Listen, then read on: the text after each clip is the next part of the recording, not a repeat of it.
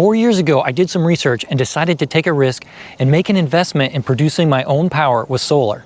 But was it worth it? How does solar compare with other investments I could have made?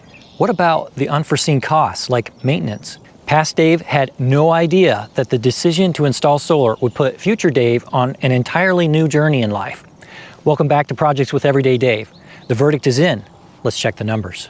I used a unique ground screw solution for the racking to reduce install costs and effort. After jumping through all the hoops for permits, inspections, and contracts for net metering, I was finally up and running. I have to say there's a special kind of joy that comes from producing your own power. But what you want to know today is, was it worth it? When I started, I knew almost nothing about solar, and I didn't need another project since I was still building my house. So I used Energy Sage to get some competitive quotes, and after some negotiation, I settled on an installer. I actually made a down payment on the install, but I couldn't sleep that night. You see, I'm a DIYer at heart, and I couldn't stomach paying someone else to install my system. So I called them up and asked them to cancel the check, and I started the journey of doing it myself. For the first time in my life, I decided to film one of my projects, and I filmed the install of the system, and that's why I'm on YouTube today. That original video has over 500,000 views. I guess I'm not the only one who wants to do solar on their own. I put in 26 375 watt panels, giving me a 9.6 kilowatt array capacity. I paired that with a 7.6 kilowatt Solar Edge inverter, which capped out my output at 7.6 kilowatts. There are 6 topics I want to cover to make this video as valuable as possible. First, over 4 years of collecting data, I have come up with some strange anomalies in the data that you're going to want to understand. Second, what is the payback status, which ties into number 3. I created a new calculator to help you decide if solar makes sense for you. It compares solar to other investment options, and it helps you decide if getting a loan would make sense to install solar. Number 4, unexpected costs you should be aware of, and number 5, an update on how my expansion is doing. Finally, number 6, my biggest mistakes and what I would do differently if I were installing the system now. So let's get started with number 1, some strange anomalies in the data. All right, this chart represents 4 years of data, and each one of these columns is the total output for that year in that month. Now you can see there are some very significant differences in output from month to month and year to year. Now the first year I did this, I had a pretty smooth curve through that, and I thought, oh, this is really going to match the predicted output really well. But then as years went by, I found sometimes I had really low outputs and sometimes I had really high outputs. So I went back and looked at the data to try and figure out what was going on. So I picked out a few of these key areas that were dramatically different to try and understand what was happening. And I went back and looked at the daily data. And the reality is it's a pretty simple answer. Normally we have very cloudy days in Ohio in January. Rarely do we have a full sunny day. Well, in the third year, we just happen to have lots of bright sunny days. And it's really cold out in January, so the panels perform really well, even though the days are short. So you can see I had swings from a low of about 500 kilowatt hours in the month of January to over 800 kilowatt hours. Here in March, a similar thing. We just had a particularly cloudy year. And normally March is fairly sunny, so most years we're up here in the 1.2 megawatt range, but one year we just had lots of clouds. Now, when you get to June, there's something more interesting going on here. This particular year, same thing, we just had a lot of sunny days, but here, these lower ones, there's a difference. In year 2, this was lots of cloudy days. In year 4, which was this past summer, this was low for a different reason. The reality is we had our typical sunny days with very little clouds, and I should have had output in the blue to gray relative range here. About 1.6 megawatts is what I probably would have had if it weren't for the Canadian wildfires. At first, I didn't really consider the fact that the wildfire would be affecting me. It wasn't like we were in New York where the sky was totally red and it was really dark and hazy. We just had a little bit of haze here, but I noticed my power production was dropping. So I went back and looked at the data, and there were days where we had full sun all day long, back to back, with haze and without haze. And I calculated a 20 to 30% drop in performance on the days where we had haze, even though there were no clouds. So the takeaway here is you can't be guaranteed an average output every month. This is one of the reasons why it makes it really difficult to go off-grid completely. You can have months where you have a lot of sun and you'll perform really well. And then you can have months where there's not very much sun, and you happen to have a lot of clouds, and you will perform very poorly. Now, when I first designed my system, I used this PV watts calculator to get an estimate for what my production would be. So if I just enter my system size, and in my case, I had standard modules, you can change that to premium or thin film. My rack was fixed and open. You can change that to tracking or roof mounted. And I just left the standard losses in there. My tilt angle is 30 degrees, and I'm pointed due south.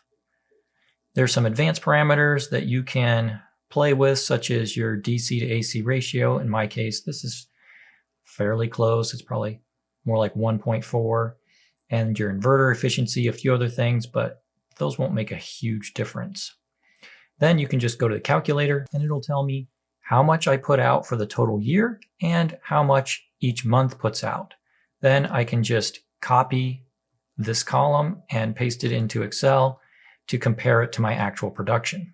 This is a fantastic calculator to help you understand what kind of output you're going to have, not just for the whole year, but for each month of the year.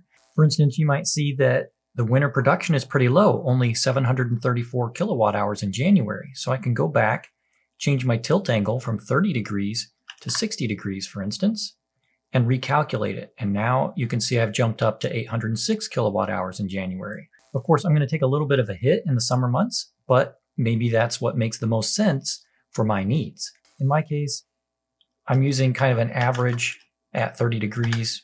Actually, that's about as steep as my racking can go anyway. And that biases it slightly towards the winter. Either way, that gives me the data I need so that I can compare to my actual results. And I would strongly recommend, even if you're having someone else install a system for you, put the data in here and see if the production that you're getting matches what they're telling you you're going to get. It's just a really good sanity check to make sure you're not getting scammed. All right, now if I take the data from the NREL calculator and I plot it here with the average of my 4 years output, you can see it's pretty close. And the biggest discrepancies are here in January and here in June and July. In January, my average is 165 kilowatt hours less than the prediction. And in July, and June and July are pretty close, my actual average is 187 kilowatt hours more than the prediction. Overall, I think that's reasonably close, but what you really care about is your worst case years. Especially if you're trying to go off grid, you need to know what is the worst case situation I'm likely to face. So what I did is I took the worst case of every month out of every year and put them all together. That gives me my worst January, my worst February, and so on throughout the year. And here you can see the average was underproducing and the worst case is way underproducing. In fact, 280 kilowatt hours. And since I'm already not producing very much power in January, that's a pretty significant difference. And the reality is there's a lot of unpredictability in the winter. Sometimes here in Ohio, it will be gray and cloudy every single day. And in addition to that, if it snows and I don't clear the snow off, oftentimes the sunniest days are right after a snow. So then I would miss out on that power. The next one with a pretty significant gap is March. And that had a worst case March of 241 kilowatt hours less than the predicted. And then finally, the other big gap is in October at 260 kilowatt hours less than the predicted amount.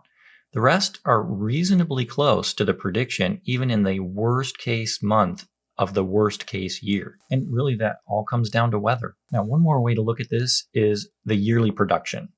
And I combined all of the data for every best month out of every year, the average of every month out of 4 years, the estimated output from the PV watts calculator, and the worst of every month out of every year. Now, the reality is you're never going to have a year where every month is the best that's ever been had, and you're never going to have a year where every month is the worst that you've ever had.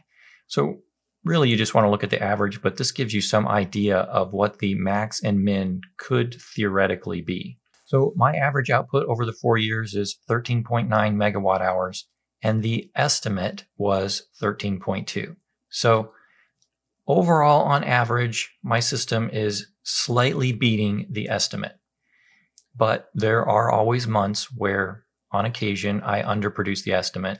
And then January, you could see from the data, I pretty much always underproduce the estimate. All right, just tell me, Dave, is it paid off or not? Well, here's the situation. Not quite.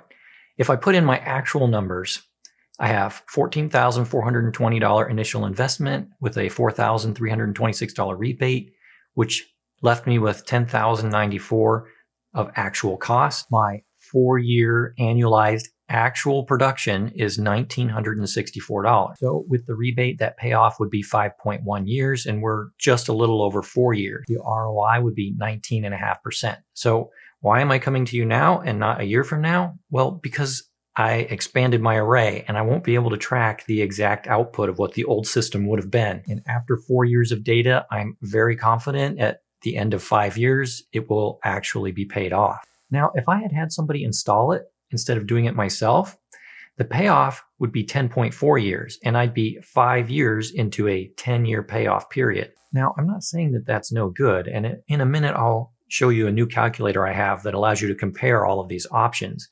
But my personal preference is to keep any investment return under 7 years. And this didn't quite achieve it for me, so I just wasn't comfortable with it. So then what is my actual situation? This is a screen grab from my SolarEdge tracker. And at the time I took the screen grab, I was maxing out the inverter. My lifetime energy is 56.2 megawatt hours, and my lifetime revenue is $7,833 as of the recording of this video. So I have just over $2,000 left to recover my entire investment. And this screen grab helps you see a little bit more clearly, I think, than the other charts I put together. The big spike in that 1 year in January and June and October. The reason that you see this really low number in 2019 of September is I started the system at the end of the month. That's when I first commissioned it. And then this low one in October isn't complete. So that is an incomplete month as well. Everything else, you can see direct from the website exactly what the production was for each year. Now, I got some feedback when I did my 1-year analysis 3 years ago. People said, well, maybe your payback is 5 or 6 years, but at that end of that period, you don't have your original investment. If I invested that money in a CD, I'd still have my original $10,000. And so I put a CD down here for reference. After 5 years, if you had invested that initial amount in a CD at 5% return, you would have $12,882 before tax. Of course, you have to pay taxes on those capital gains, and that's not included in this number, whereas the income you get from solar, you don't have to pay taxes on. That's a cost avoidance, not considered income. And then comparing it to the 10-year one, I would have $16,442 before taxes if I invested a CD instead of doing the turnkey install. But I don't think that's a fair comparison either, because your solar array is still going to continue producing power. And it's not like that system is worth nothing after 5 or 10 years. So what do you use to compare that and really make good sense of whether it's a good investment or not? Well, I made an all-new calculator to try and answer that question. All right, here is the new calculator. It is totally free. You can get it on my website, projectswithdave.com. And if there's any changes, I'll update them, and the latest one will be on the website. Now, my degree is in mechanical engineering, not finance. So if you find a problem with it, just let me know in the comments below. Don't just tell me I'm stupid. Put the calculation in there and what needs to change, and I will make an update if it makes sense to do that. Now, this calculator adds a lot of new features from what I had given you before 3 years ago. Now, this calculator has 3 comparisons. One is the solar investment option. The other is a CD investment. This column here compares the solar to the CD option. And then I also threw in a solar loan option here. It has its own separate percentage rate. I don't recommend getting a loan to put in solar, but this will give you some idea. And I'll show you that one here in a minute as well. So how does this calculator work? All of the yellow cells are cells that you need to put your data in. I have some starter data in here, which is basically my system. And the blue cells are my current estimate for what those should be, but you can adjust those as well if you need to for your situation. And then these green cells are outputs. So the way this works is you put in your solar cost for your system, the total gross cost. And then currently in the United States, there is a 30% tax credit that you can get. And you only get that tax credit if you actually pay taxes. So if you don't pay any taxes, then this doesn't benefit you. So if you don't have this, or if you live in a country where you don't get a rebate, or maybe you get a rebate from your utility or something, you can change this number down to 0 if you want, and all the calculations will update. So right now I'm going to leave that at 30%. So my investment after the rebate is $10,094. My utility rate is 14 cents per kilowatt hour. Yours is probably different. You can look at your utility bill to get that number, or I also have a tab here with average utility rates from 1997 through 2022 and their annual percentage increase for your reference. US average is 15 cents per kilowatt hour, at least in 2022. It's gone up some since then. And the average increase over year is 2.36%. So I'm in Ohio, and for my utility rates, it's about 14 cents per kilowatt hour. And the next one is your yearly annual production. So I recommend you use the PV watts calculator. There are other ones out there that you can use, but simply put in your numbers like I showed you a few minutes ago, then just put that yearly production final in this cell. The next is the annual percentage interest rate. Right now, due to inflation, that's about 5%. Of course, that's going to fluctuate from year to year. Just use a rate that makes sense for you and the investments that you are currently using. Next one is capital gains rate. And that one makes sense for reinvestment of your income from your solar system and for the tax rate for your CD. The capital gains tax rate in the US is 15%. If you have some other investment or some other tax rate, you can put that in there, whatever it is that you want to understand. The next is your utility rate increase. And you can go back to the utility rate tab. You can look what the typical increase is for where you live. If you're in California, you have really high rates. Hawaii is like 43 cents per kilowatt hour, and it goes up 4.3 cents per year. And they get a lot of sun. So I imagine it's really easy to justify solar in Hawaii, I guess, if you can get the equipment there. So the average for the country is 2.36%. Now that takes into account the change in rates over time, which is another feature I've included in this calculator. Then another thing I've added in is cell degradation. So of course your system's going to produce slightly less power each year because the cells degrade about 0.5% each year. So I've taken that into account as well. Then down at the bottom, these are just some total numbers. This is the expected yearly income based on your production and your utility rate. And then this is your 25-year return on investment for solar and a CD. So you can see in my case, this is just pulling the numbers on the 25-year row down here from the CD investment and the solar investment option. Whoops. And actually that's wrong. That's pulling it from the delta of this. This should actually be this cell. There, see, we're fixing things on the fly. All right, so this calculator looks at the first 25 years. And of course, at the end of 25 years, your system is still producing power. One of the cool things I discovered as I was building this calculator is your income actually goes up each year, even though the production is declining. So this production column you can see is slowly decreasing over the year. And that is directly related to this 0.5%. Now, you might get panels that have a little bit better or a little bit worse, and you can make that adjustment if you want, and that'll change this column. Then your utility rate is going to go up at some percentage.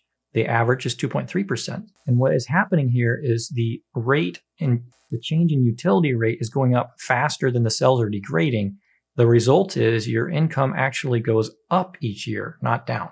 So this column gives you the total return. And then this column is the summation of your income from each year and interest that you could earn on that income if you invested in a CD. Now, I'm comparing one investment to another, so it assumes that you're maintaining investment of all available funds. This column uses the interest rate of 5%, the same interest rate that's being used for the CD calculation. And it adds that up each year, which is going to continually grow because you have more money to invest, so you're going to get more interest return on that in addition to the funds that you have coming in from the solar panel. However, that investment, unlike the money that you're making from the solar, which is not taxable, that is a cost avoidance, so the government can't see that as income and you don't get taxed on it. But as you invest those funds in a CD, you're going to have to pay capital gains on the growth of that CD investment. So this column takes the income from the solar panel plus the interest you're earning from your CD minus the taxes that you have to pay, in this case 15% capital gains tax, for this final total. Then it changes green when you have paid off your system. You can see this system cost is $10,000, and at year 5 we have exceeded that. So now from then on, everything is pure profit above the initial investment. You can see if I change the expense, for instance, if I paid the $23,000 to have someone install it for me, well, now it's going to take 7 years to pay off instead of 5 years. Maybe that's okay. All right, we'll go back to my initial comparison there. Now let's jump over to the CD investment and what I have going on here. The CD investment has your alternative return, and it takes the investment that you would have made on solar and just puts it in a CD at 5% instead. Then it takes into account the fact that you have to pay capital gains taxes each year on some of that income. And so this is the total return that you would get accumulating year after year on that CD minus the taxes that you would have to spend. So at the end of 25 years, there's your $32,000. The end of 25 years with a solar, you have $102,000. And then this column is just the delta. So if you only had 5 years to do your investment, you'd probably be better off just putting your money in a CD. Now, it's possible that you could sell your solar system, or maybe it increases the value of your house, but that's a whole nother risk. Maybe you try and sell your house and somebody doesn't want solar. Now you've made absolutely nothing on your investment. So this column over here tells you at what year you'd be better off putting in solar than putting your money in a CD at those interest rates. Now, you can watch, if you change the annual interest rate to say 10%, it actually doesn't make that much difference in how many years the benefit of a CD over solar turns out to be. And that's because you can invest the money you're getting from your solar system as well. So we'll put that back to 5%. All right, now let's look at the loan calculator. I added this in here not because I think you should do a loan, but just for reference. It has its own separate interest rate because usually the rate you can invest at is much lower than the rate that you're going to get for a loan.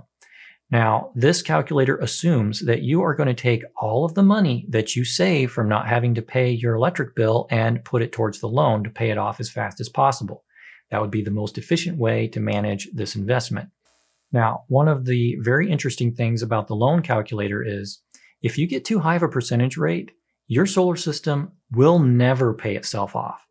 For instance, I can change this from 8% to 22%, and you'll see that you're always in the hole for 25 years because you never get enough money to pay off the interest that you're paying on the loan. Now I can back that off to 10%, and you can see that jumps back to 8 years or so. Now, I wouldn't invest in anything that took more than 7 years to pay off. So, 8%, that gets us about 7 years. In this particular scenario, assuming that's what the expenses were, I could pay it off in 7 years. I might consider that. Now, typically, I don't do loans for things. The only loan I currently have is for my house, and my goal is to pay that off. Now, if you paid someone else to install it and got a loan to do it, for instance, in my case, it would have been $23,000 to have someone else install it. If I had to get a loan and pay someone to install it, it would be a long time before that paid off. Let's see, it's like 12 years before that loan was paid off, at which point I would start having income that I could invest in someone else. Now, I didn't add in the calculator that calculation because if you're getting a loan, then you're probably not investing the money that you get each month anyway.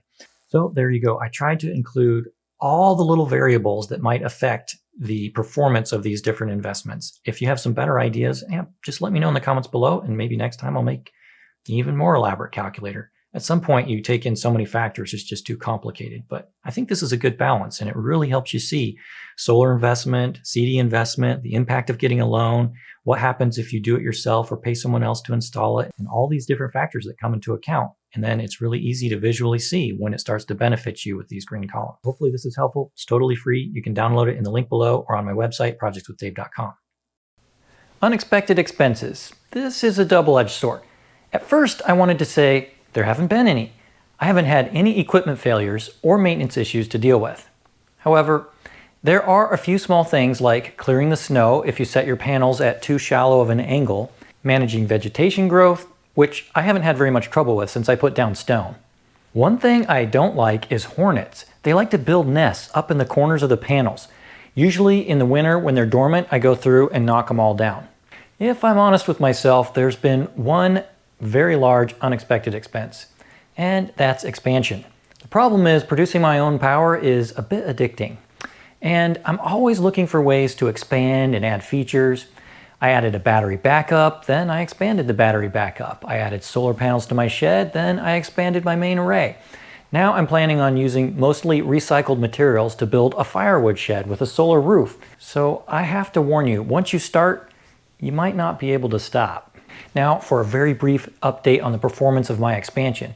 If you've watched my last few videos, you've seen the video where I expanded my racking system and then the video where I added bifacial solar panels and installed the Sun Gold inverter.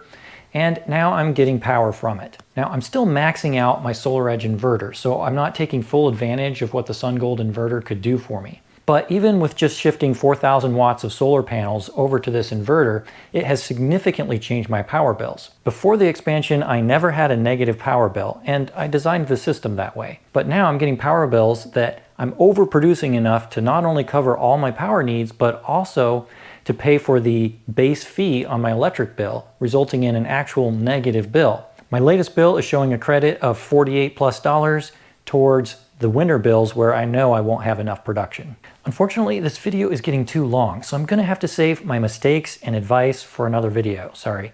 Meanwhile, check out one of these other videos if you wanna learn more about solar. And if this seems like too much work, by using the link to EnergyPal in the description below, you can get free support to help you determine the right solar application for you and your home. And you'll get a $500 rebate if you decide to install. Thanks for watching, and I'll see you next time.